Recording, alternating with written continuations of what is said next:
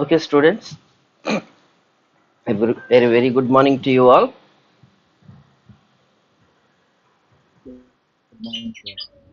Same to you. Okay, thank you. So today we'll discuss about the most important and next topic of your syllabus, that is interaction of genes.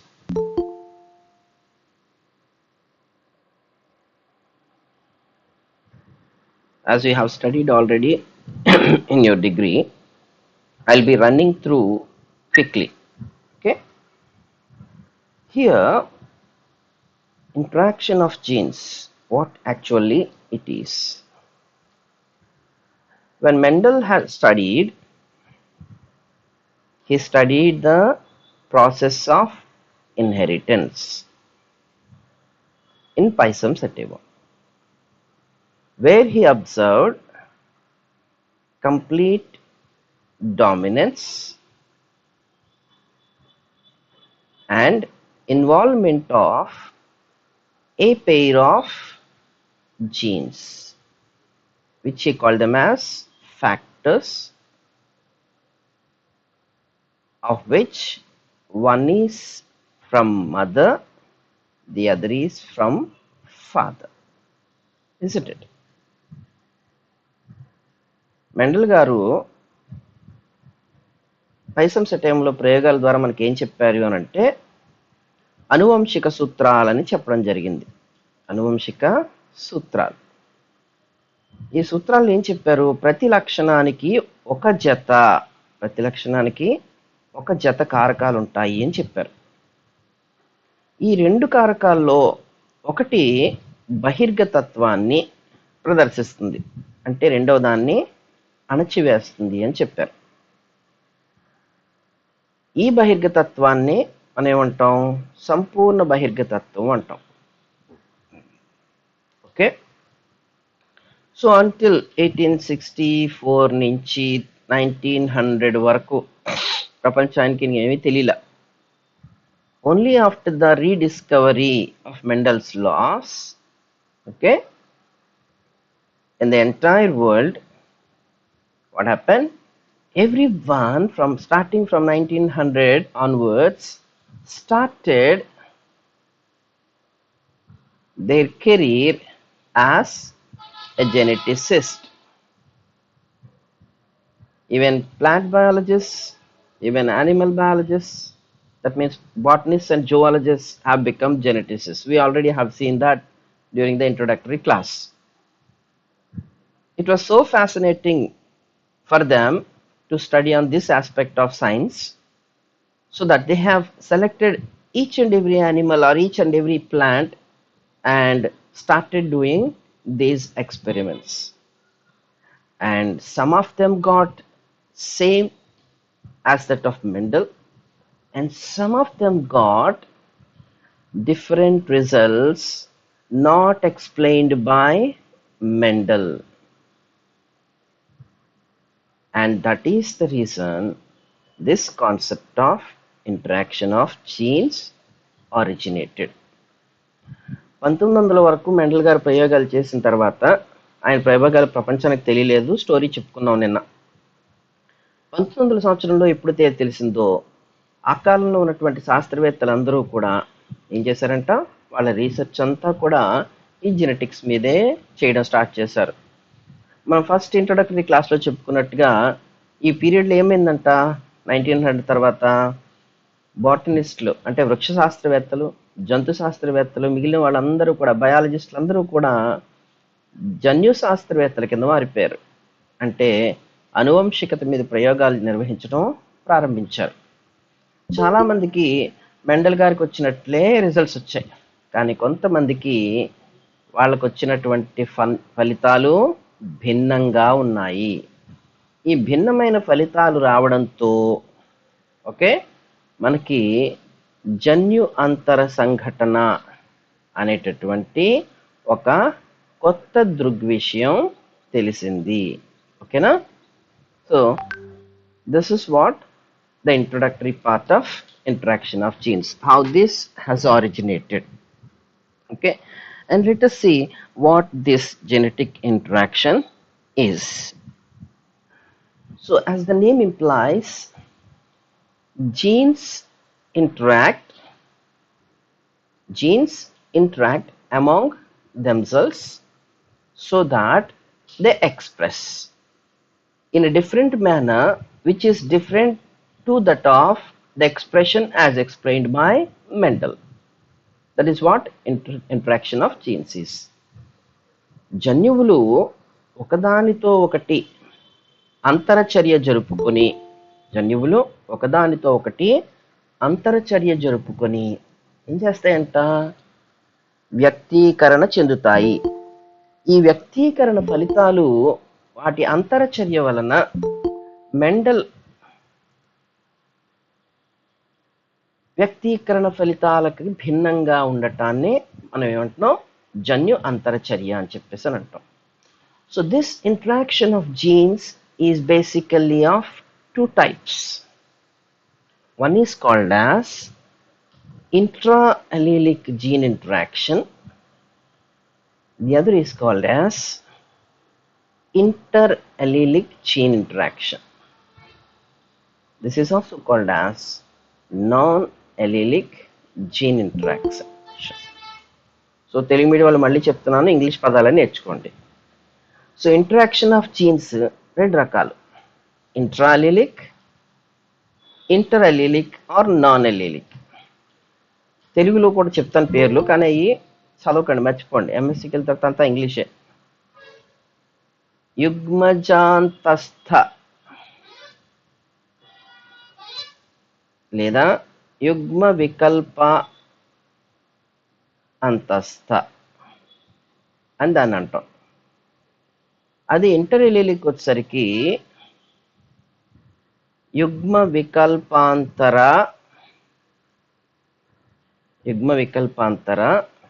లేదా అయుగ్మ వికల్ప జన్యు అంతర సంఘటన లేదా జన్యు అంతర చర్య అని అంటాం. So there are two types of gene interactions, intraallelic, interallelic or non-allelic. యుగ్మ వికల్పాంతస్థ జన్యుంతర సంఘటన, అయుగ్మ వికల్ప లేదా యుగ్మ వికల్పాంతర జన్యు అంతర సంఘటన. ఇప్పుడు మనం ఈ రెండింటిని గమనిస్తే, first one intra allelic.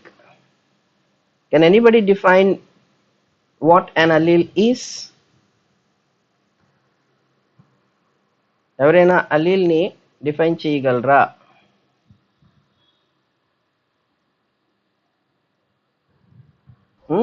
The alternative forms of gene. The alternate forms of a gene. అది మొన్న మీరు ఫస్ట్ అదే చెప్తే నేను ఏదో డెఫినేషన్ వేరుగా చెప్పాను కదా, మళ్ళీ ఇంక అక్కడే ఉంటారా మీరు?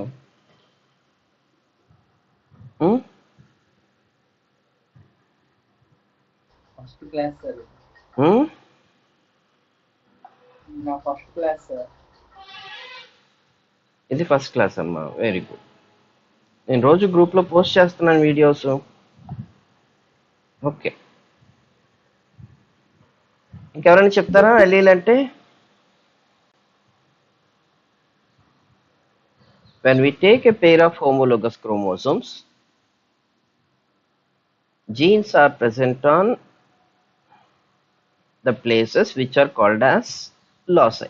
In other words, the loci are the places where the genes are present. Okay, and we are diploid organisms, hence we have two chromosomes. One is paternal, the other is maternal. Because we have two chromosomes, we have two loci for each character.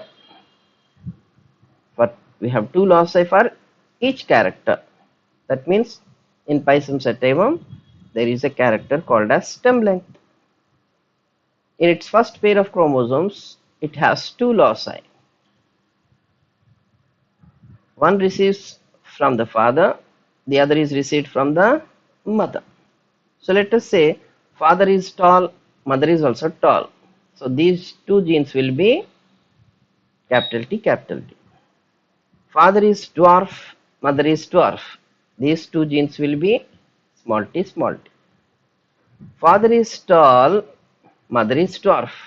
So this locus will receive capital T gene, and this locus, mother's locus, will receive small t gene.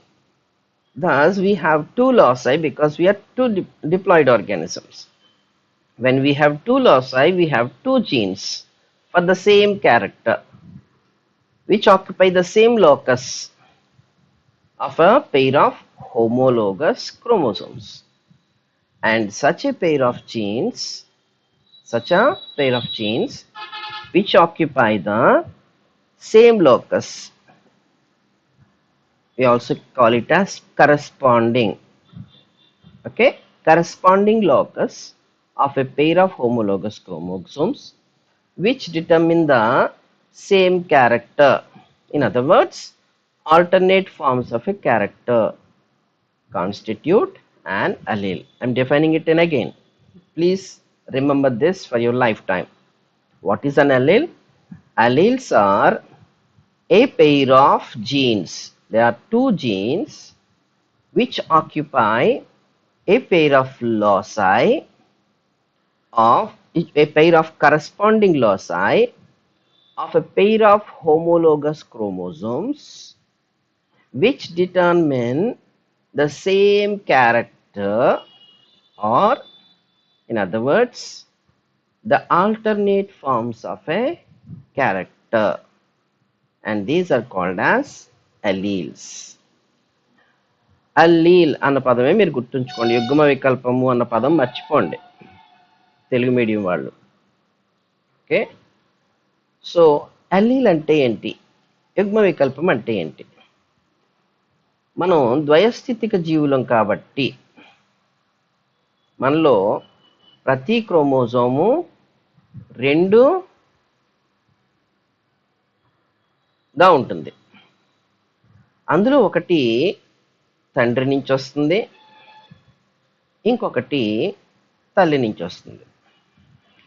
తండ్రి నుంచి ఏ లక్షణాలైతే ఒక chromosome మోసుకొస్తుందో తల్లి నుంచి కూడా అదే లక్షణాలని అదే chromosome మోసుకొస్తుంది.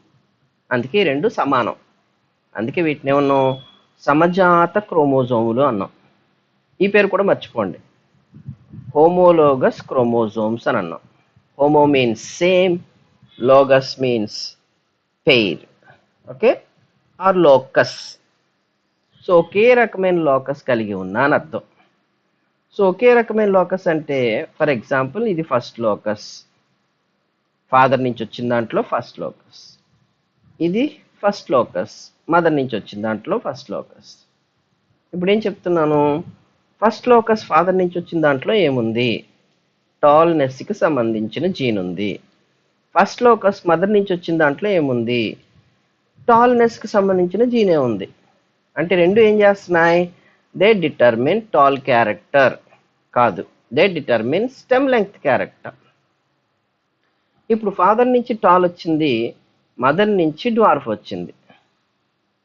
అప్పుడు కూడా ఏం చెప్తున్నాం, స్టెమ్ లెంగ్త్ క్యారెక్టరే. ఫాదర్ నుంచి డ్వార్ఫ్ వచ్చింది, మదర్ నుంచి డ్వార్ఫ్ వచ్చింది. అప్పుడు కూడా ఏం చెప్తున్నాం, స్టెమ్ లెంగ్త్ క్యారెక్టర్. అంటే ఇవన్నీ ఏం చేస్తున్నాయి, దేర్ ఆర్ టూ జీన్స్. ఇక్కడ రెండు జీన్స్ ఉన్నాయి. టూ జీన్స్ అనకూడదు, we call it as a pair of jeans. So ఒక జత జన్యువులు ఉన్నాయి. ఎక్కడున్నాయి, సమజాత క్రోమోసోముల మీద ఒకే లోకస్లో ఉన్నాయి. ఉండి ఏం చేస్తున్నాయి, ఒకే లక్షణాన్ని నియంత్రిస్తున్నాయి. ఏంటా లక్షణం, కాండము నిడివి, స్టెమ్ లెంగ్త్ అనే లక్షణం. కానీ కాండము నిడివి ఒకే రకంగా లేదు కదా. అదే జీవుల్లో అన్ని మొక్కల్ని గమనిస్తే కొన్ని ఏమో పొడవుగా ఉన్నాయి, కొన్ని ఏమో పొట్టిగా ఉన్నాయి. కాబట్టి ఈ రెండింటిని ఏమంటాం, పరస్పర వ్యతిరేక లక్షణాలు అని అంటున్నాం. అంటే ఆ రెండు లోకస్ల మీద క్యాపిటల్ టీ రెండు ఉన్నాయంటే అర్థం ఏంటి, తల్లి మొక్క పొడవుగా ఉంది, తండ్రి మొక్క పొడవుగా ఉంది. స్మాల్ టీ ఉందంటే అర్థం ఏంటి, రెండు తల్లిదండ్రులు ఇద్దరూ పొట్టిగా ఉన్నారని. క్యాపిటల్ టీ స్మాల్ టీ ఉందంటే అర్థం ఏంటి, తండ్రి కానీ తల్లి కానీ ఒకరు పొడవుగా ఉంటే ఒకరు పొట్టిగా ఉన్నారని. సో దీన్ని మనం ఏమన్నాం, హోమోజైగస్ అన్నాం, సమయుగ్మజం. దాన్నే ప్యూర్ లైన్ అని అన్నాం. దీన్ని హోమోజైగస్సే అన్నాం, ప్యూర్ లైన్, శుద్ధ క్రమం అని అన్నాం. డిఫరెన్స్ ఏంటి, హోమోజైగస్ డామినెంట్, హోమోజైగస్ రిసెసివ్. సమయుగ్మజ బహిర్గతం ఇది, సమయుగ్మజ అంతర్గతం ఇది. మిగిలింది ఏంటి, హెటిరోజైగస్, విషమయుగ్మజము అని అన్నాం. హెటిరోజైగస్ ఆర్ ఆల్వేస్ డామినెంట్, విషమయుగ్మజాలన్నీ బహిర్గతాలే. When it is a Mendelian inheritance, Mendel అనువంశికతలో మాత్రమే. మిగిలిన వాటిలో భిన్నంగా వచ్చిందంట, because of interaction of genes. Okay, ఇప్పుడు మనం ఏం చెప్తున్నాము, దేని గురించి చెప్తున్నాను నేను, అలీల్ గురించి చెప్తున్నాను. సో అలీల్లో ఏం చెప్తున్నాం ఇక్కడ, అలీల్స్ అంటే ఏంటి, ఒక జత సమజాత క్రోమోజోములలో ఒకే లోకస్ పై ఉండే ఒక జత పరస్పర వ్యతిరేక లక్షణాలను నిర్ధారించే ఒక జత జన్యువులను యుగ్మ వికల్పాలు లేదా అలీల్స్ అని అంటారు. సో అలీల్స్ అంటే అర్థం మీకు వెంటనే ఏం గుర్తు రావాలి, ఇవి ఒక జత జన్యువులు అని గుర్తు రావాలి. ఈ జత జన్యువులు ఎక్కడున్నాయి అని తెలియాలి. ఒకే ఒక జత సమజాత క్రోమోజోముల్లో అంటే ఈ రెండిట్లో ఒకే లోకస్ మీద, అంటే ఫస్ట్ లోకస్ అంటే ఫస్ట్ లోకస్ గురించి మాట్లాడితే దాని గురించి, సెకండ్ లోకస్ గురించి మాట్లాడితే సెకండ్ లోకస్ మీద, ఒకే లోకస్ మీద ఉండాలి. ఉండి ఏం చేయాలి, ఒక జత పరస్పర వ్యతిరేక లక్షణాలను నిర్ధారించాలి. అటువంటప్పుడు మాత్రమే దీన్ని మనం యుగ్మ వికల్పము అని అంటాం. ఓకే, అలీల్ డెఫినేషను నోటుకొచ్చినట్టేనా? Yes sir. ఎవరైనా చెప్పండి, what is an అలీల్?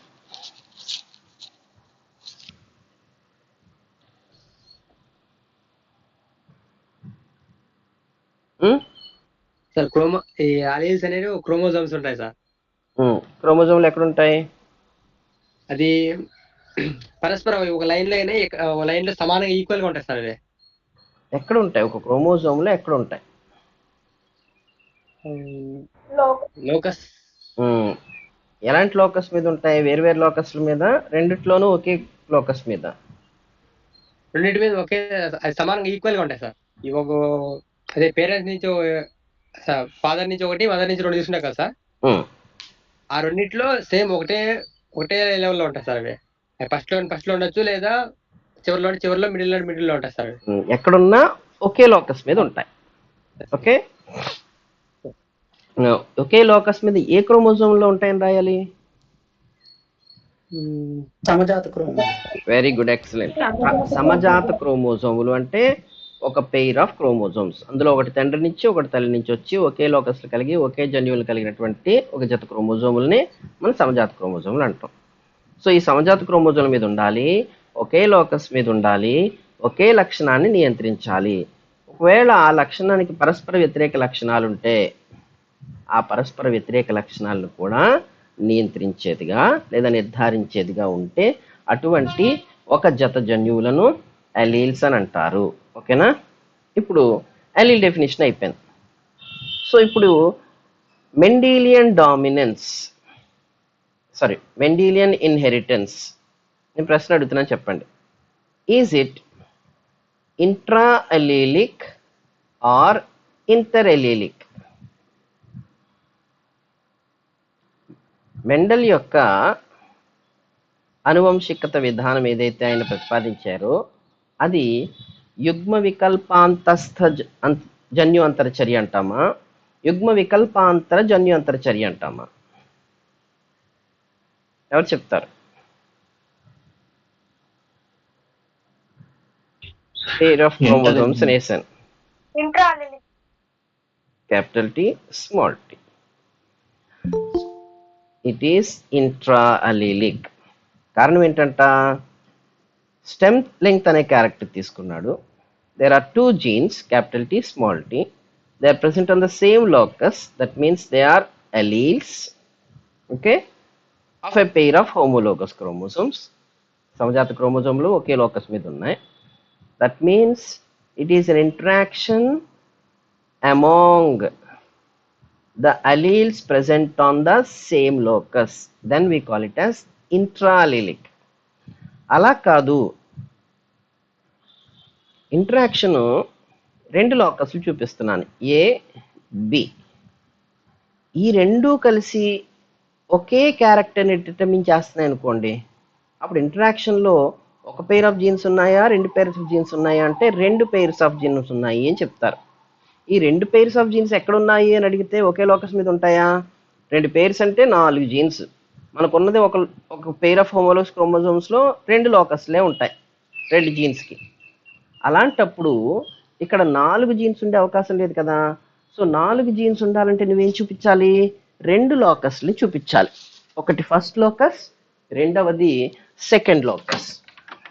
So first లోకస్లో ఒక పెయిర్ ఆఫ్ జీన్స్ ఉన్నాయి, సెకండ్ లోకస్లో ఇంకొక పెయిర్ ఆఫ్ జీన్స్ ఉన్నాయి. సో ఈ రెండు రకాల జీన్స్ ఏవైతే భిన్న లోకస్ల మీద ఉన్నాయో ఆ రెండింటిని ఏమంటాం? నాన్ అలీలిక్ జీన్స్ అని అంటాం.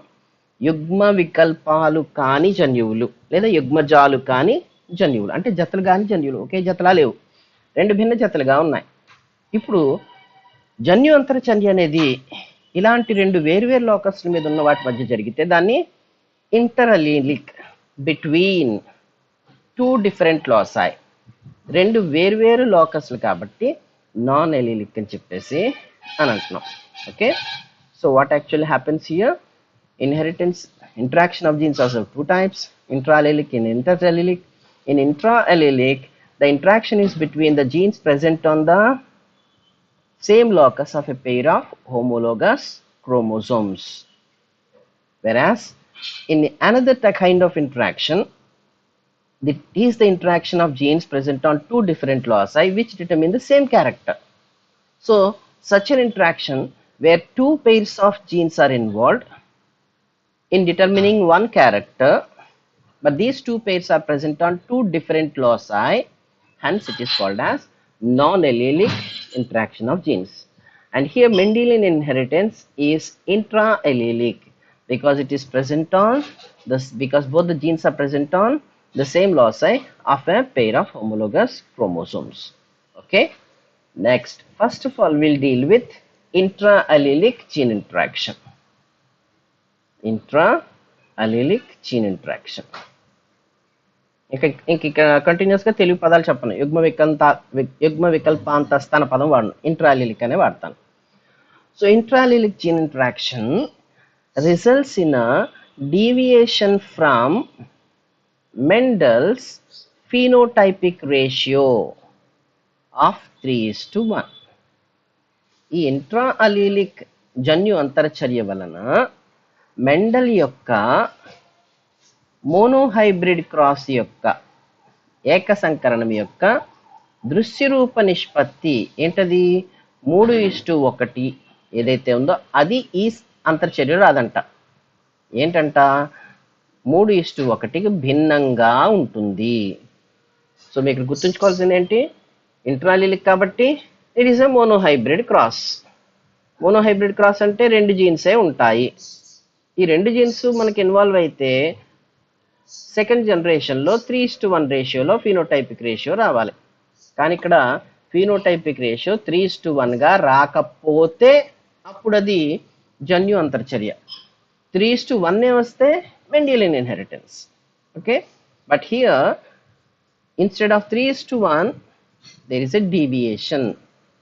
New phenotypic ratio arrives, and in such a case it is, we can say, an intraallelic gene interaction. So the intraallelic gene interaction is of 3 types. Number 1, incomplete dominance. Number 2, codominance. Number 3, lethal genes. Okay, ఇంట్రాలిలిక్ interaction ఏదైతే ఇప్పుడు చెప్పుకుంటున్నామో అందులో 3 రకాలు. ఒకటి ఏంటంట అసంపూర్ణ బహిర్గతత్వం, 2 సహకార లేదా సహబహిర్గతత్వం, 3 ప్రాణాపాయ జన్యువులు. ప్రాణాపాయ జన్యువులు 3 రకాలు ఉన్నాయండి. ఓకే, రాసుకున్నారు కదా. Intrallelic gene interaction is of 3 types: incomplete dominance, codominance, and lethal gene interaction. And first we'll start with incomplete dominance. అసంపూర్ణ బహిర్గతత్వం మీ అందరికీ తెలిసిందే కదండి. ఏంటంట, దిస్ వాజ్ డిస్కవర్డ్ బై అని అడుగుతాడు. ఏం చెప్పాలి? కారెన్స్. అసంపూర్ణ బహిర్గతత్వాన్ని కనుగొన్న శాస్త్రవేత్త ఎవరు? కారెన్స్. కారెన్స్ అనగానే మీకు ఏం గుర్తొస్తుంది? ఏమైనా గుర్తొస్తుందా కారెన్స్ పేరు వింటే? Rediscover of Mendel laws. Very good, excellent. He belongs to which country? Germany. Very good, excellent. Okay, so incomplete dominance Correns అనే సైంటిస్ట్ దీన్ని డిస్కవర్ చేశారు. ఎందుకోసం అంట? While experimenting on the 4 o'clock plant called as Mirabilis jalapa. So 4 గంటలకి flowering అయ్యేటటువంటి మొక్క, 4 గంటల మొక్క మిరాబిలిస్ జలపలో ప్రయోగాలు చేస్తే ఈయనకి తెలిసింది. సో ఏం చేశాడు ఈ ప్రయోగం? Let us see his experiment. He has taken a red flowered plant and he crossed it with a white flowered plant.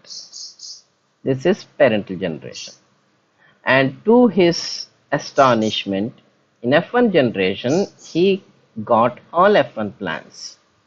And when these F1 plants are intercrossed, if it is a bisexual plant, we can say it is self-fertilized. In other words, if it is an F1 plant which is unisexual, we can say that they are intercrossed. Then what happens?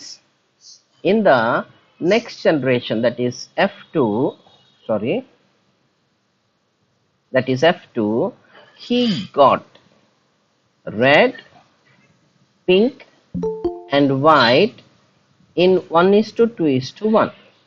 So some of the plants are having 1/4 of the plants are having red flowers, that is their phenotype, and the phenotype of the 2/4 of the plants is pink, and the phenotype of the 1/4 of the plants in F2 generation is white. So this we can call it simply as phenotypic ratio. So the phenotypic ratio should be 3:1 if it is a Mendelian interaction. But here we got a new phenotypic ratio, that is 1:2:1. So this is due to interaction, a different kind of interaction of genes. So he wanted to explain in the same way as Mendel said. So red color, it is determined by a pair of genes present on the first locus, let us say so. That is one for redness, the other for redness, capital R, capital R. And the same chromosome in the other individual, the same locus, it is having a recessive gene, small r, small r. So it undergoes Mendelian segregation, isn't it, to produce all one kind of gamete. It undergoes Mendelian segregation to produce one kind of gamete.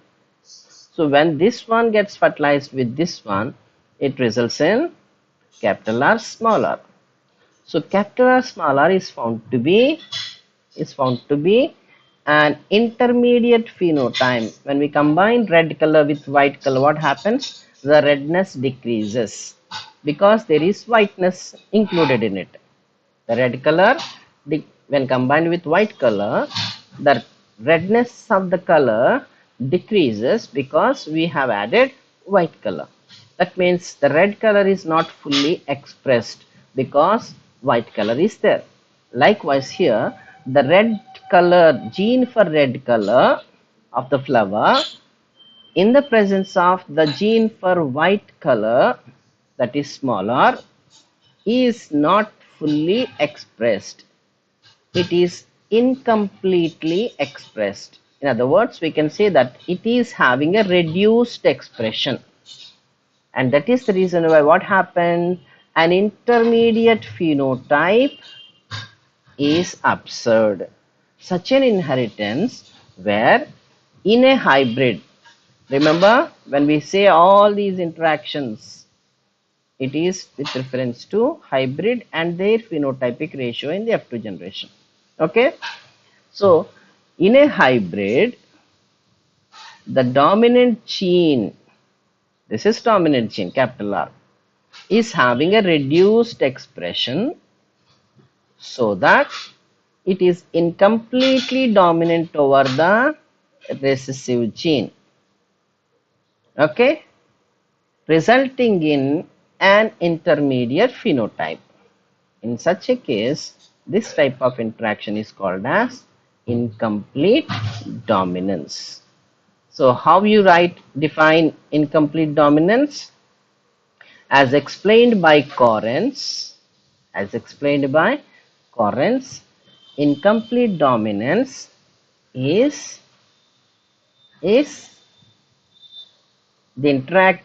an intra-allelic interaction. రాసుకోండి, ఇలాగే అర్థం చేసుకోండి. Is an intra-allelic gene interaction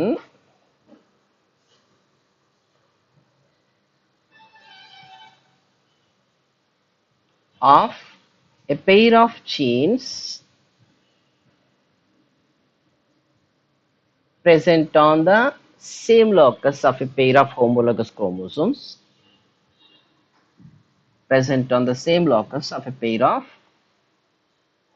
chromosomes, where the dominant gene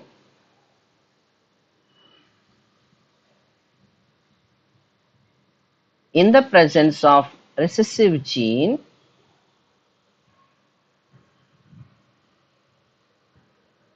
has a reduced expression,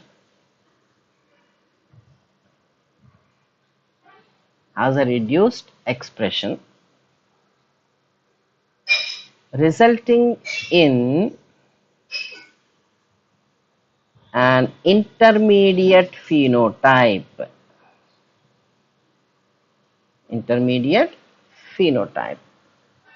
Full stop. Hence this is called as incomplete dominance because it is having reduced expression. It is called as incomplete dominance or partial dominance. Previously it is called as blending of inheritance. Blending means mixed. Here the red and white colors are mixed to produce pink color. That is what they say. So this is called as blending of inheritance. Okay, అసంపూర్ణ బహిర్గతత్వానికి నిర్వచనం చెప్పే ముందు ఒక్కసారిగా experiment చెప్పి అప్పుడు నిర్వచనం చెప్తాను. Mirabilis జలుపు తీసుకున్నాడు. ఎరుపు పుష్పాలు కలిగిన మొక్కని తెలుపు పుష్పాలు కలిగిన మొక్కతో జనక తరంలో అంటే పేరెంటల్ జనరేషన్లో సంకరీకరణం చేస్తే అతనికి అన్ని గులాబీ రంగులో ఉన్నటువంటి మొక్కలే, పుష్పాలు కలిగిన మొక్కలే F1 తరంలో ఏర్పడ్డాయి. ఈ F1 తరం మొక్కల్ని ద్విలింగ మొక్కలైతే ఆత్మ ఫలదీకరణం అంటాం, ద్విలింగ మొక్కలు కాకపోతే F1 మొక్కల యొక్క అంతర సంకరణం అంటాం. సో F1 మొక్కల్ని అంతర సంకరణం చేస్తే ఆయనకి ఎరుపు, గులాబీ, తెలుపు F2 జనరేషన్లో మెండల్ గారు చెప్పిన 3:1 రేషియోకి బదులుగా 1:2:1 వచ్చింది. దీన్ని మనం దృశ్యరూప నిష్పత్తి అని అంటున్నాం. ఎందుకంటున్నాం దృశ్యరూప నిష్పత్తిని? చూడడానికి కంటికి కనబడిపోతున్నాయి. ఒకటి ఎరుపుగా ఉంది, 2 మొక్కలు గులాబీ రంగులో ఉన్నాయి, ఒక మొక్క తెలుపు రంగు పుష్పాలు కలిగి ఉంది. కాబట్టి దీన్ని దృశ్యరూప నిష్పత్తి అని అంటాం. ఇది ఎందుకు జరిగింది అని చెప్పేసి మెండల్ గారు వేసినట్లే ఆయన ఏం చేశారు, జన్యువులు వేసుకుంటూ వెళ్ళిపోయారు. క్యాపిటల్ ఆర్ అన్నారు, స్మాల్ ఆర్ అన్నారు. ఇవేమో అలీనత చెందితే ఒకే రకమైన సంయోగ బీజాలు అన్ని క్యాపిటల్ ఆరే ఉంటాయి. ఇది అలీనత చెందిన ఒకే రకమైన సంయోగ బీజాలు అన్ని స్మాల్ ఆరే ఉంటాయి. ఈ రెండు గనక క్రాస్ చేస్తే క్యాపిటల్ ఆర్ స్మాల్ ఆర్ వస్తుంది, అంటే గులాబీ రంగు వచ్చేసింది. సో గులాబీ రంగు ఎందుకు వచ్చింది అని ఆయన ఆలోచిస్తే ఏం జరిగిందంట, మీరు ఒక ఎరుపు రంగులో తెలుపు రంగు కలిపారు అనుకోండి, ఏమవుతుంది, ఎరుపు రంగు యొక్క ఎరుపుతనం తగ్గుతుంది. లైట్ ఎరుపు, ఇంటర్మీడియట్ ఎరుపు లేదా పింక్ కలర్ వచ్చే అవకాశం ఉంది. అంటే ఏంటి, ఎరుపు అనే లక్షణము తెలుపు అనే లక్షణం పక్కన ఉన్నప్పుడు అది పూర్తిగా తనకు తాను బహిర్గతపరచుకోలేకపోయింది. ఇక్కడ కూడా the gene for red colour capital R ఎరుపు రంగు లక్షణానికి కారణభూతమైనటువంటి క్యాపిటల్ ఆర్ జన్యువు తెలుపు రంగు లక్షణానికి కారణభూతమైన స్మాల్ ఆర్ జన్యువు సమక్షంలో పూర్తిగా వ్యక్తీకరించలేకపోయింది. ఎలా వ్యక్తీకరించబడింది? పాక్షికంగా మాత్రమే వ్యక్తమైంది. అంటే పూర్తిగా రెడ్ కలర్ రాలే, సగం రెడ్ కలరే వచ్చింది అనుకుందాం. ఫర్ ఎగ్జాంపుల్ గులాబీ రంగు అంటే రెడ్ కలర్లో కొంత తక్కువ, అంటే పాక్షికంగా ఏం చేసిందంట? బహిర్గతత్వాన్ని ప్రదర్శించింది. అందుకే దీన్ని అసంపూర్ణ బహిర్గతత్వము అని అంటాం. సో అసంపూర్ణ బహిర్గతత్వం నువ్వు ఏ జనరేషన్లో చెప్తున్నావు? F2 జనరేషన్ యొక్క ఫినోటైప్ చేసి F1 జనరేషన్ యొక్క రిజల్ట్ని బట్టి చెప్తున్నాం. అది ఎప్పుడు గుర్తుంచుకోండి, F1 హైబ్రిడ్లో. ఓకేనా? సో దీని డెఫినేషన్ ఈ రకంగా చెప్తున్నాను, రాసుకోండి. అసంపూర్ణ బహిర్గతత్వం అంటే ఏంటి? అసంపూర్ణ బహిర్గతత్వాన్ని కారెన్స్ అనే శాస్త్రవేత్త ప్రతిపాదించారు.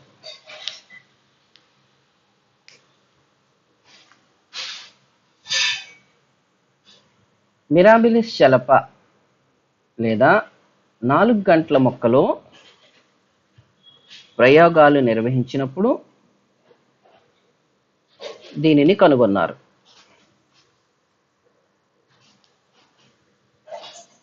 ఓకే, దీని ప్రకారము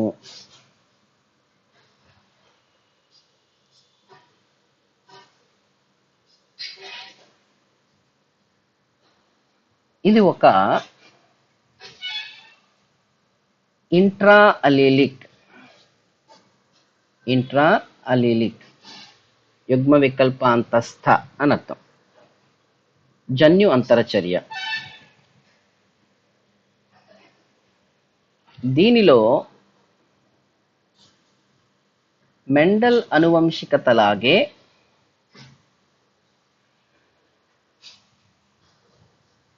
ఒక జత సమజాత క్రోమోజోములలో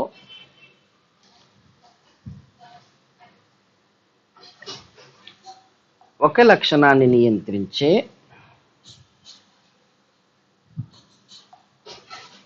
ఒక జత యుగ్మ వికల్పాలు పాల్గొంటాయి.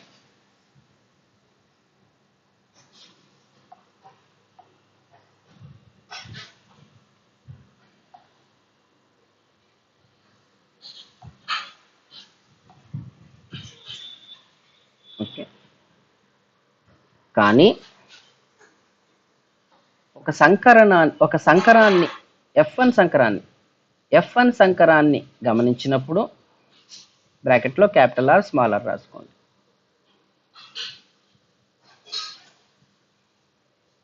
బహిర్గత యుగ్మ వికల్పము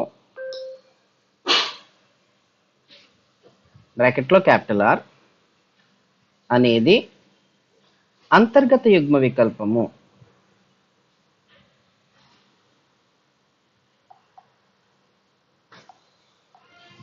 బ్రాకెట్లో స్మాల్ ఆర్ సమక్షములో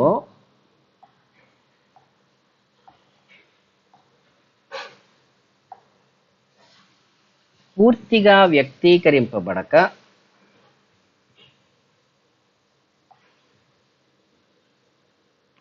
ఒక సమ్మిళిత లక్షణాన్ని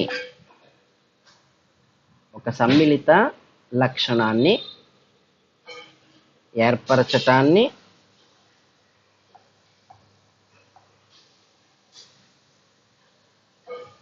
అసంపూర్ణ బహిర్గతత్వము అంటారు.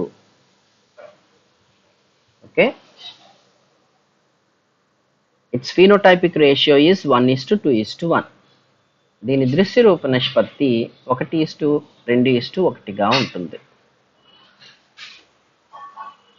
So when the F1 plants are crossed, they undergo segregation. The factors undergo segregation and result in 2 different types of gametes. And in the F2 generation, they have equal chance of getting fertilized and results in one homozygous red 2 heterozygous pink, 1 homozygous white. And when we refer to homozygous and heterozygous, we say that it is a genotypic ratio. So the genotypic ratio is 1:2:1, and hence we can say that here in incomplete dominance, the phenotypic and genotypic ratios are same. Phenotypic and genotypic ratios are same. This is the last point you have to write down. So F1 సంకరణలో ఇందాక చెప్పుకుంది చేస్తున్నాం. ఆ రెండింటిని cross చేసినప్పుడు క్యాపిలర్ స్మాలర్ని అలీనత చెంది రెండు భిన్న సంయోగ బీజాలులోకి ప్రవేశించి రెండు రకాల సంయోగ బీజాలు, క్యాపిలర్ ఉన్న సంయోగ బీజం, స్మాలర్ ఉన్న సంయోగ బీజం మేల్లో, ఫీమేల్లో కూడా అలాగే వచ్చింది. క్యాపిలర్ కలిస్తే సమయుగ్మజ ఎరుపు వస్తుంది. క్యాపిలర్ స్మాలర్ కలిస్తే విషమయుగ్మజ గులాబీ వస్తుంది. స్మాలర్ కలిస్తే సమయుగ్మజ తెలుపు వస్తుంది. అంటే 1:2:1 రేషియోలో సమయుగ్మజ ఎరుపు, విషమయుగ్మజ గులాబీ, సమయుగ్మజ తెలుపు వచ్చాయి. ఇక్కడ యుగ్మజాలు సమయుగ్మజమా విషమయుగ్మజమా అని చెప్తున్నాం కాబట్టి దీన్ని జన్యురూప నిష్పత్తి అని అంటారు. ఈ జన్యురూప నిష్పత్తిలో మనం గమనిస్తే 1:2:1గా ఉంది. ఇందాక దృశ్యరూప నిష్పత్తి కూడా అలాగే ఉంది. అంటే అసంపూర్ణ బహిర్గతత్వంలో దృశ్యరూప నిష్పత్తి, జన్యురూప నిష్పత్తి సమానంగా ఉంటాయి. ఇది లాస్ట్ పాయింట్ రాసుకోండి. ఎంత అంటే దృశ్యరూప నిష్పత్తి 1:2:1, జన్యురూప నిష్పత్తి కూడా 1:2:1. ఓకేనా? Next, this is what his experiment is. Here the phenotypic ratio is also 1:2:1 and genotypic ratio is also 1:2:1. Second one is codominance. Codominance, సహకార బహిర్గతత్వం. ఈ సహకార బహిర్గతత్వానికి సంబంధించి ఒక ఎగ్జాంపుల్ నేను చెప్తాను. ఆ ఎగ్జాంపుల్ని కొన్ని బుక్స్లో ఇన్కంప్లీట్ డామినెన్స్లో చెప్తారు, ఇంకొన్ని బుక్స్లో కోడామినెన్స్ గురించి చెప్తారు. సో ఎగ్జాంపుల్ ఎందులో ఉంది, దేంట్లో ఉంది అన్నది పక్కన పెడితే అది దాని యొక్క భావం అర్థం చేసుకోవడానికి ప్రయత్నించండి. So here the example for codominant gene interaction is an Andalusian fowl.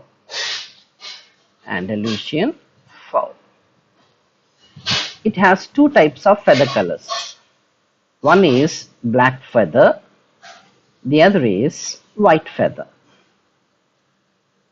In parental generation they are crossed, and in the F1 generation they have observed a blue colored feathers. Okay, blue feather colored birds. So when these are intercrossed, the F1 individuals, when they are intercrossed, in the next generation, that is F2, black, blue and white appeared in 1:2:1. So black is 1, blue is 2, white is 1. We can say it is a phenotypic ratio because they are expressed. The outward appearance is seen, 1:2:1. So when we go for the genes, capital V, capital B here, and we have to say it is small b, but I am denoting it as B prime and B prime, and here B prime, and here both the genes are capital B, and here capital B prime, and here B prime. So let us see. So what happened here? Why this blue color appeared? That is what his doubt is. When he observed the plant closely, when he observed the fowl closely, this fowl is having in one individual all are black feathers. In another individual, all are white feathers. But in the blue feathered individual, what they have observed is not a blue color. Here, both the black and blue are present side by side, so that when we observe it from a distance, it appears to be blue colored because of the reflection of both the white and black colors. But when we go to the bird and see what happens, each feather, one feather is said to be black color, the other feather is said to be white color. That means what does it mean? Here in the F1 hybrid, so in incomplete dominance we refer to F1 hybrid, here also we refer to F1 hybrid. In the F1 hybrid, the gene for black color, that is B, capital B, is expressed itself, so that black feathers appear. The gene for white color, capital B prime, this one also is equally expressed. Thus, in an F1 hybrid, when both the genes of an allele, or both the pair of alleles are equally expressed, such a dominance is called as codominance. That means black is not suppressing white, white is not suppressing black. That means one is not dominant, the other is not recessive. Here both are dominant. Why they are dominant? Dominant and ఎప్పుడు అంటాం? A gene can be dominant only when it is expressed in F1 generation. So because black feather appeared, we can say that capital B gene is a dominant gene.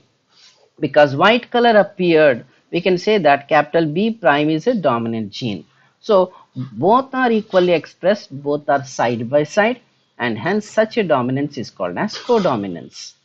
Okay, so when we observe this, it is homozygous black, these are heterozygous black, heterozygous blue, and homozygous white, and the genotypic ratio is also 1:2:1, as in the case of incomplete dominance. The difference being, in incomplete dominance, the dominant gene in hybrid is having a reduced expression. In codominance, in F1 generation, in F1 hybrid, both the genes are equally expressed. That is what codominance is. So write down codominance definition.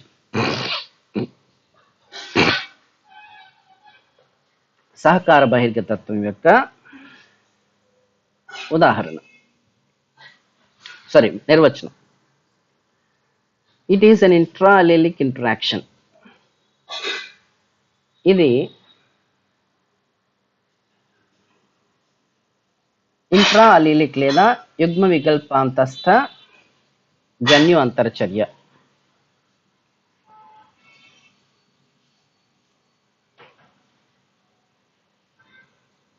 Point number 2.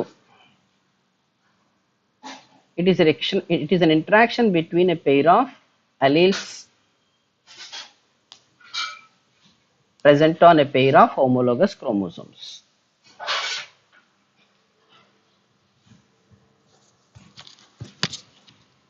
On corresponding loci. ఒక జత సమజాత క్రోమోజోమ్లలో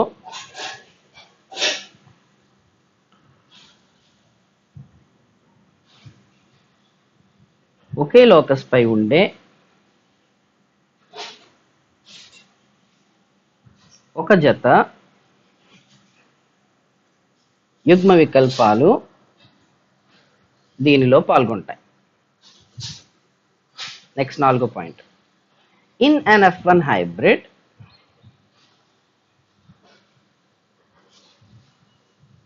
both the genes of an allelic pair are equally expressed.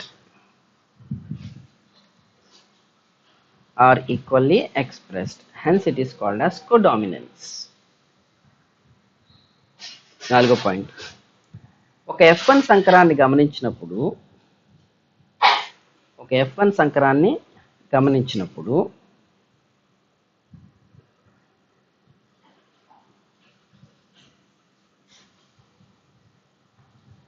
రెండు యుగ్మ వికల్ప జన్యువులు సమానంగా వ్యక్తీకరింపబడతాయి, సమానంగా express అవుతాయి. అందుకే దీనిని సహకార బహిర్గతత్వము అంటారు. 5th point. In codominance, there is no recessiveness.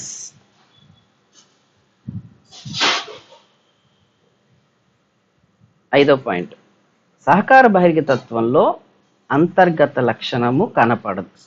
లక్షణము ఉండదు. ఎందుకంటే రెండు ఈక్వల్గా ఎక్స్ప్రెస్ అయ్యాయి కాబట్టి, ఒకటి డామినెంట్ ఒకటి రిసెసివ్ అనడానికి లేదు, రెండు డామినెంటే కాబట్టి. Last point, here the phenotypic and genotypic ratios are same, 1:2:1.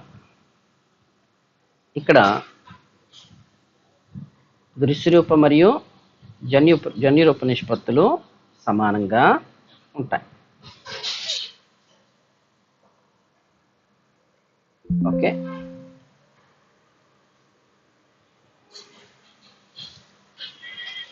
మనం ఇంకో ఎగ్జాంపుల్ చెప్పుకుందాం. ఇంకో example, it is the example for the AB blood group inheritance. AB రక్తవర్గ అనువంశికతకు సంబంధించిన జన్యు అంతర్చర్యని మనం గమనిస్తే అది ఎలా ఉంటుందో ఒకసారిగా చూద్దాం.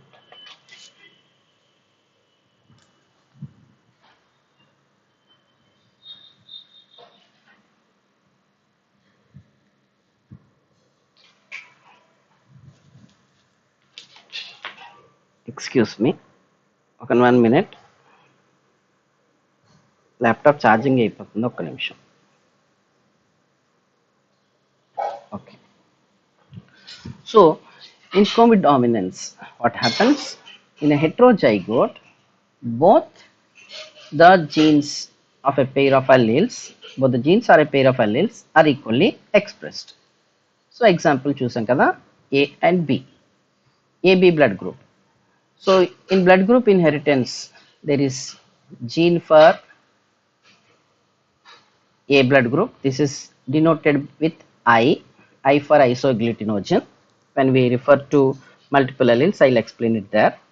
So there are 3 genes, IA for A antigen, IB for B antigen, and small I recessive gene for O antigen. Here IA and small a, when they are together, only A antigen appears. That means A is dominant, I is recessive. When IB and I are together, B antigen appears.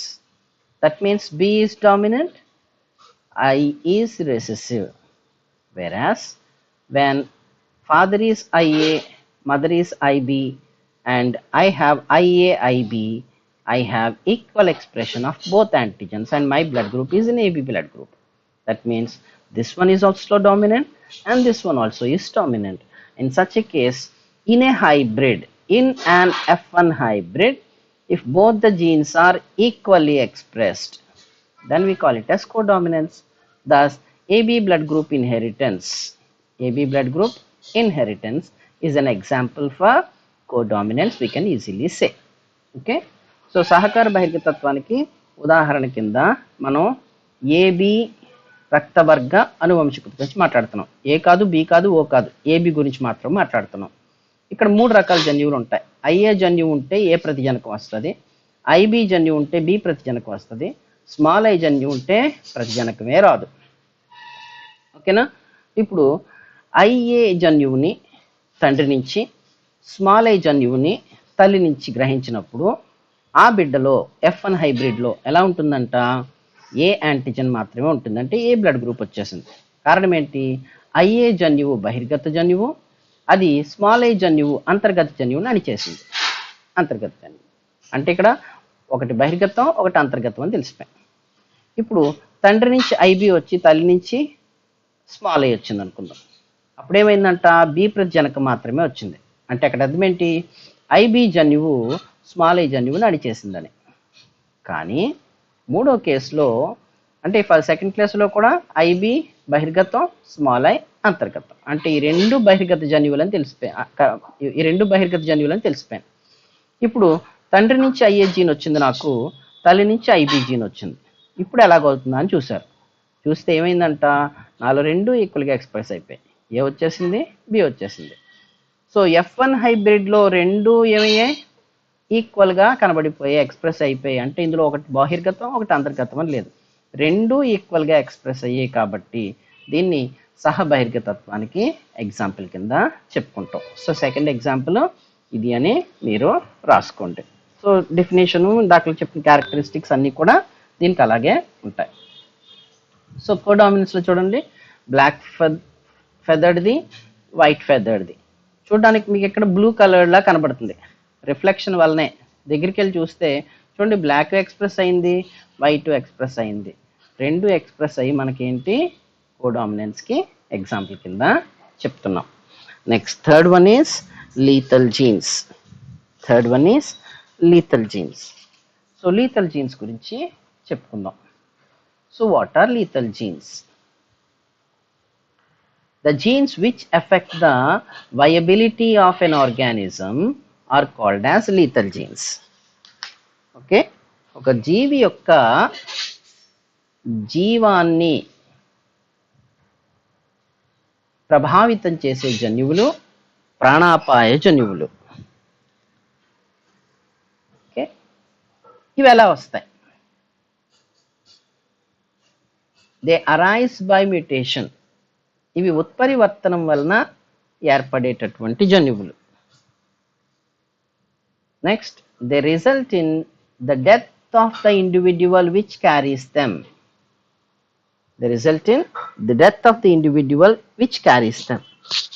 ఇవి ఆ జీవి ఏ జీవిలో ఉన్నాయో ఆ జీవి యొక్క మరణానికి దారితీస్తాయి. Okay, ఇప్పుడు దీని డిస్కవరీకి వచ్చేస్తాం. ఎవరు కనుక్కున్నారు, ఎలా కనుక్కున్నారు? These are known to the world by an experiment of Q0 on mice. Q0 అనే శాస్త్రవేత్త చుంచుల్లో ప్రయోగాలు చేసినప్పుడు ఈ లీథల్ జీన్స్ని కనుక్కోవడం జరిగిందండి. అందుకే మనం ఏంటాం, వీటిని Q0's మైస్, Q0 చుంచు ప్రయోగం అని అంటాం. సో Q0's మైస్ ఎక్స్పెరిమెంట్ ఒకసారి చూద్దాం. ఈయన ఏం చేశారంట, వాళ్ళు ఊర్లో చూస్తే ఎలకలన్నీ కూడా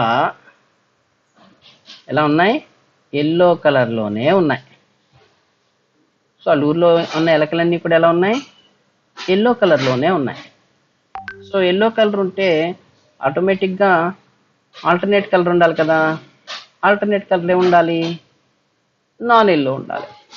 కానీ నాన్ ఎల్లో కనబడలా, అన్నీ ఎల్లోగానే ఉన్నాయి. ఇదేంట్రా బాబు దేవుడా అనుకొని ఆయన ఏం చేశాడు, ఈ ఇండివిజువల్స్ని క్రాస్ చేస్తే నెక్స్ట్ జనరేషన్లో ఎల్లో నాన్ ఎల్లో రెండు కనపడ్డాయి. ఎంత, 2:1 రేషియోలో. ఇదేంటి 3:1 రాలేదు, 1:2:1 రాలేదు. అంటే ఇది మెండిలియన్ కంప్లీట్ డామినెన్స్ కాదు, ఇన్కంప్లీట్ డామినెన్స్ కాదు. రెండు ఎక్స్ప్రెస్ అయ్యాయి అనుకుంటే కనుక మనం 1:2:1లో జీనోటైపిక్ రేషియో వస్తే సహకార బహిర్గతం అవ్వాలి. అది కాదు, డిఫరెంట్గా ఉంది ఏంటని. ఇది మేలు, ఇది ఫీమేల్ తీసుకుందాం. ఫీమేల్ యొక్క పట్టు కోసి చూశాడు అక్కడ. చూస్తే దాని గర్భాశయంలో ఏమున్నాయి, 1/4 ఆఫ్ ఎంబ్రియోస్ డెడ్ అయిపోయి కనబడ్డాయంట. 1/4 ఆఫ్ ఎంబ్రియోస్ డెడ్ అయిపోయి కనబడ్డాయి. సో ఇక్కడ ఇది కూడా కలుపుకుంటే ఎన్నట్టు లెక్క, ఆ ఎంబ్రియోస్ ఎల్లో కలర్లో ఉన్నాయి, 1 కింద లెక్క. అంటే ఇది మోనోహైబ్రిడ్ క్రాస్ అని మనకు తెలిసిపోతుంది. అంటే ఇది F2 అని మనకు తెలిసిపోతుంది, అంటే ఇది F1 అని తెలిసిపోయింది. ఓకే, సో F1 అంటే అర్థం ఏంటి, ఇది హైబ్రిడ్ అని తెలిసిపోయింది. అంటే ఇది క్యాపిటల్ వై స్మాల్ వై అని, ఇది క్యాపిటల్ వై స్మాల్ ఏ అని తెలిసిపోతుంది. ఒక్కొక్క బుక్లో వాటి మీద ఇలా చూపిస్తారు, ఇంకొక బుక్లో ఇలా చూపిస్తారు. సో మనకు సులభంగా అర్థమయ్యేది ఇలా ఉంటే సులభంగా ఉంటుంది కాబట్టి నేను ఇలాగే మీకు వేస్తున్నాను. సో ఇక్కడ ఏమైంది, సెగ్రిగేషన్ జరిగింది, క్యాపిటల్ వై స్మాల్ వై. ఇక్కడ ఏం జరిగింది, సెగ్రిగేషన్ జరిగింది, క్యాపిటల్ వై స్మాల్ వై. ఈ రెండు కలిస్తే క్యాపిటల్ వై వచ్చింది. అదేం చేసింది, వచ్చింది కానీ చచ్చింది. రెండోది ఏమైంది, ఈ రెండు కలిసాయి, క్యాపిటల్ వై స్మాల్ వై. ఈ రెండు కలిసాయి, క్యాపిటల్ వై స్మాల్ వై. ఇవి బతికే ఉన్నాయి. క్యాపిటల్ వై స్మాల్ వై మీద డామినెంట్ కాబట్టి ఎల్లో కలర్ వచ్చింది.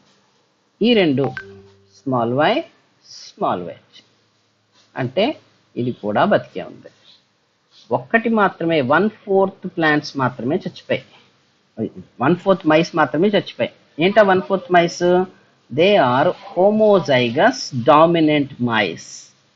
That means this gene expresses itself when it is homozygous dominant. So homozygous dominant అన్ని చచ్చిపోయాయి. homozygous recessive రావాలంటే ఏమవ్వాలి, ఈ రెండింటికి క్రాస్ జరిగినప్పుడు మాత్రమే వస్తాయి.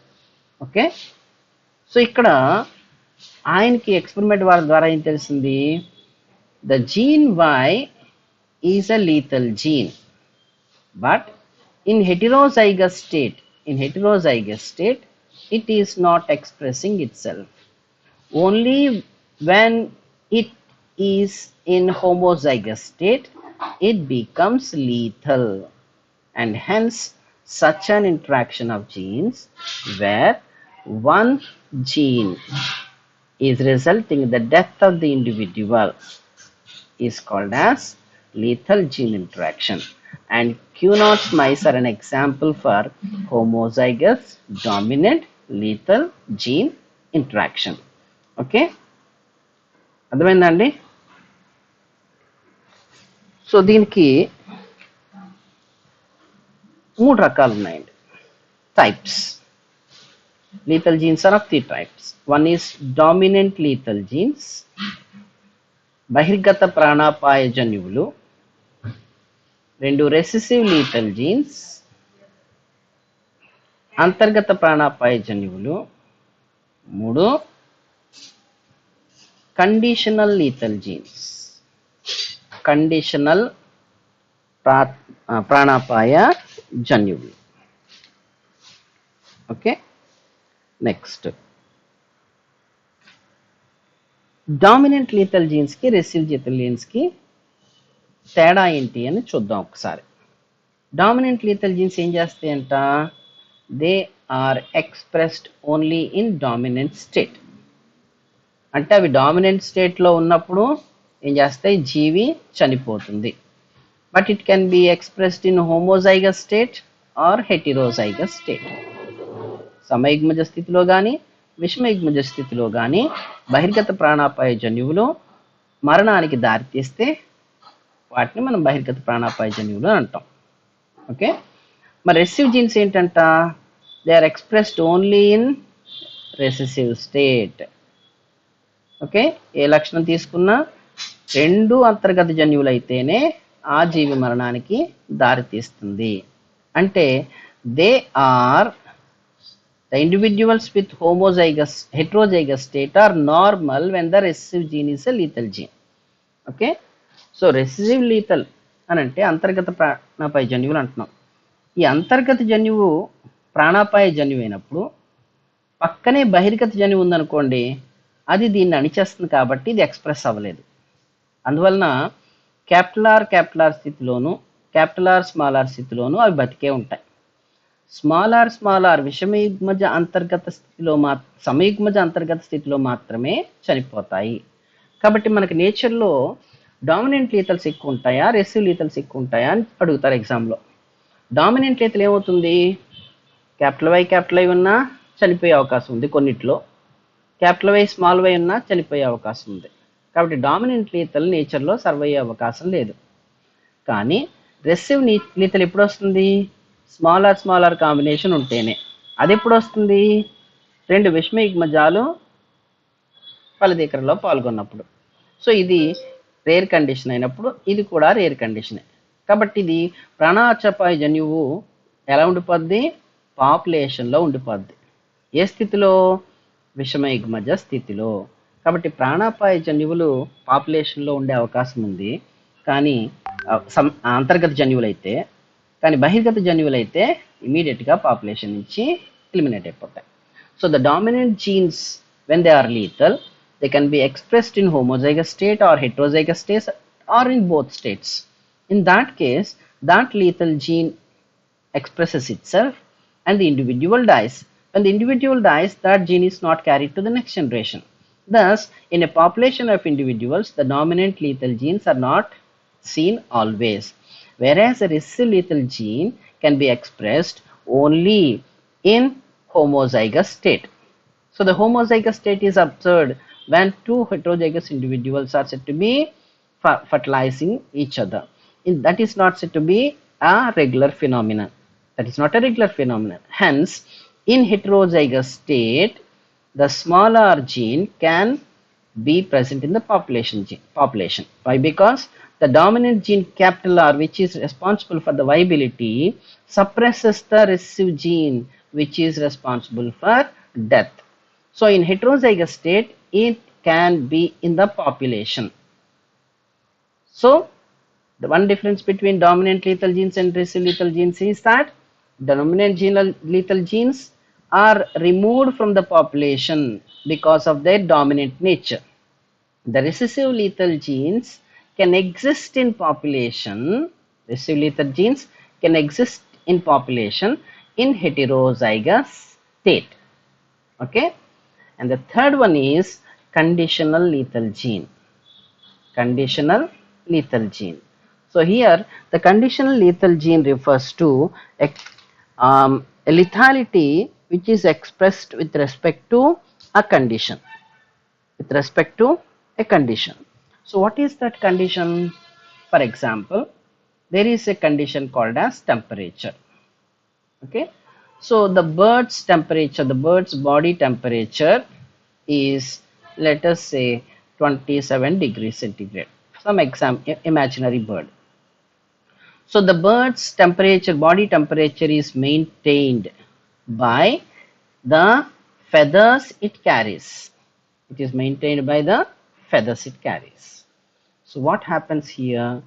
This bird is having a gene X. This bird is having a gene X. This gene X is either in the dominant or recessive or any other thing. It is generally not expressed when the temperature of the body is said to be 27 degrees centigrade or less. When the temperature of the body becomes 28 degrees, this gene is said to be expressed and the individual loses all the flowers, all the feathers. The individual loses all the feathers. Then what happens? Because it loses all the feathers, it cannot survive in the increased temperature and the individual dies. So here, for the expression of this gene, there is a condition. What is this condition? Temperature. So some genes are expressed with respect to a condition, and such a lethal genes are called as conditional lethal genes. So ప్రాణాపాయ జన్యువులు మూడో రకం ఏంటి? Conditional ప్రాణాపాయ జన్యువులు. ఒక ఉదాహరణ తీసుకుందాం. ఒక ఊహాజనిత పక్షిని తీసుకున్నాం. దాని బాడీ ఉష్ణోగ్రత 27 డిగ్రీల సెంటీగ్రేడ్. ఈ పక్షి యొక్క ఉష్ణోగ్రతను మెయింటైన్ చేసేవి మనందరికీ తెలుసు, పక్షి ఈకలు లేదా ఫెదర్స్. కానీ సడన్గా టెంపరేచర్ ఏమైందంట? 28 డిగ్రీలకి పెరిగిపోయింది.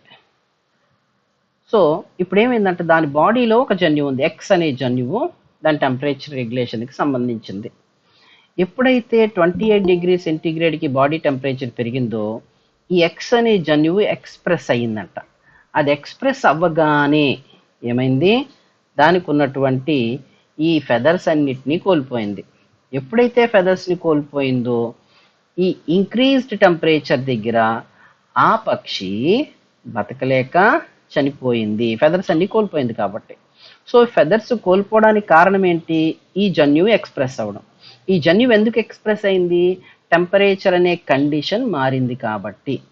ఈ రకంగా ఒక కండిషన్ని బేస్ చేసుకొని ఆ జన్యువు ఎక్స్ప్రెస్ అయితే దాన్ని కండిషనల్ ప్రాణాపాయ జన్యువు అని చెప్పేసి అని అంటారు.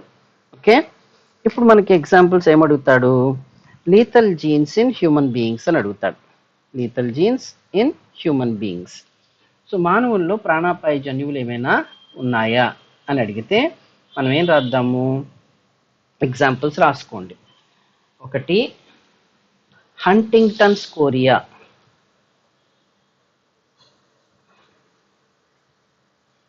హంటింగ్టన్స్ కోరియా అనే disease. This is a dominant lethal gene expressed only after 40 years of age. ఇది 40 ఏళ్ళు దాటిన తర్వాత మాత్రమే వ్యక్తీకరణ చెందే బహిర్గత ప్రాణాపాయ జన్యువు. అంటే ఇక్కడ ఇది డామినెంట్ లీథల్కి వస్తుంది. కండిషన్, ఏజ్ అనే కండిషన్ కూడా దీంట్లో అప్లై అవుతుంది. Okay, next second one, congenital ichthyosis. Congenital ichthyosis. ఇది పుట్టుకతోనే వచ్చే వ్యాధి. ichthyosis. It is caused by a recessive lethal gene. ఇది అంతర్గత ప్రాణాపాయ జన్యువు వలన కలుగుతుంది.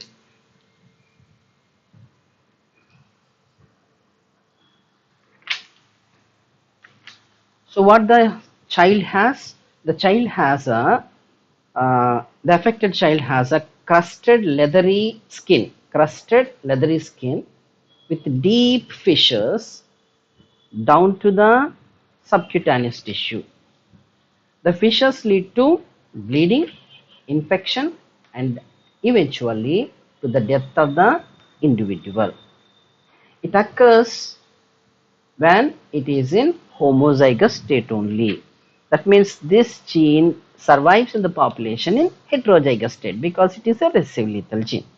So congenital ichthyosis అనేది పుట్టుకతో వచ్చే వ్యాధి. ఇది అంతర్గత ప్రాణాపాయ జన్యువు వలన కలుగుతుంది. ఇది వచ్చినటువంటి జీవులు ఎలా ఉంటారంట? పిల్లలు చర్మం అంతా కూడా లెదర్ లాగా దృఢంగా మారిపోయి, లెదర్గా అయిపోయిందంటే అర్థం ఏంటి? అక్కడంతా కూడా డ్రై అయిపోతుంది స్కిన్. దానివల్ల చిన్న చిన్న ఘాట్లుగా కనబడుతూ ఉంటుంది. ఆ ఘాట్లలోంచి రక్తము స్రవించబడి ఏమవుతుందంట? ఇన్ఫెక్షన్ అయ్యి చనిపోతూ ఉంటారు. సో దీనికి కారణం ఏంటి అని గమనిస్తే ఇది అంతర్గత ప్రాణాపాయ జన్యువు వలన వస్తుంది. అంటే ఏమవుతుంది? బహిర్గత స్థితిలో ఇది పాపులేషన్లో ఉండిపోయి ఎవరో ఒకళ్ళు ఎప్పుడో ఒకప్పుడు ఎక్స్ప్రెస్ అవుతుందని చెప్పేసి చెప్తారు. ఓకే, నెక్స్ట్ ఎగ్జాంపుల్ ఏంటి అని అంటే infantile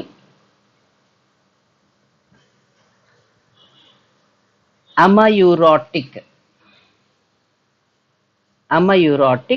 deficiency. Infantile amaurotic deficiency శిశువులలో వచ్చే అమయూరోటిక్ వ్యాధి.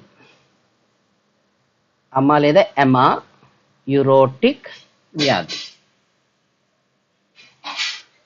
It is caused by a recessive lethal gene.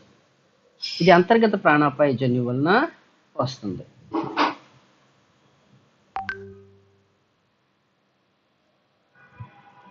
So between age 4 to 7 years, the affected children will lose their sight, followed by mental retardation, and finally death in the adolescence.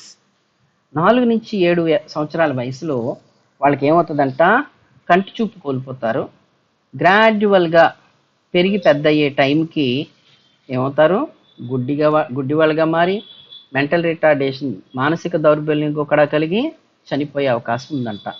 ఇది కూడా recessive lethal gene వల్లనే కలుగుతుంది. ఇంక last one, thalassaemia. Thalassaemia.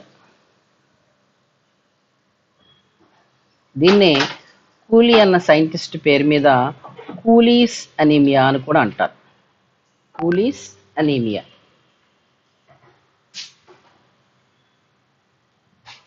Okay, it is also caused by a recessive lethal gene.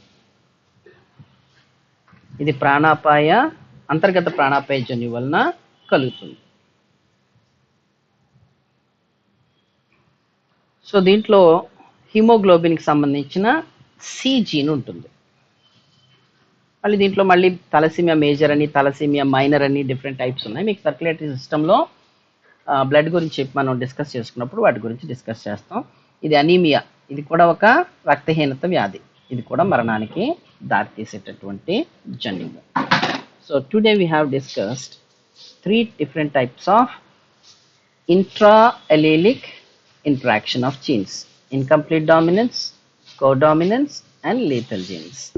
Tomorrow we'll discuss all these non-allelic interaction where there is a deviation from Mendelian's dihybrid cross phenotypic ratio. So ఈరోజు మనం సహకార బహిర్గతత్వం, అసంపూర్ణ బహిర్గతత్వం, ప్రాణాపాయ జన్యుల గురించి చెప్పుకున్నాం. రేపటి క్లాస్లో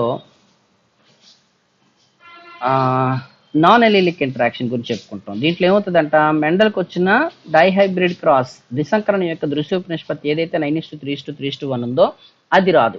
ఏమొస్తున్నాయి దానికి భిన్నంగా చూడండి, 9:3:4, 9:7, 13:3, 9:6:1, 15:1, ఇవన్నీ ఎలాగొచ్చిందన్నది రేపు క్లాస్లో మనం డిస్కస్ చేద్దాం. Okay, thank you. Any doubts, please ask me, otherwise we'll close.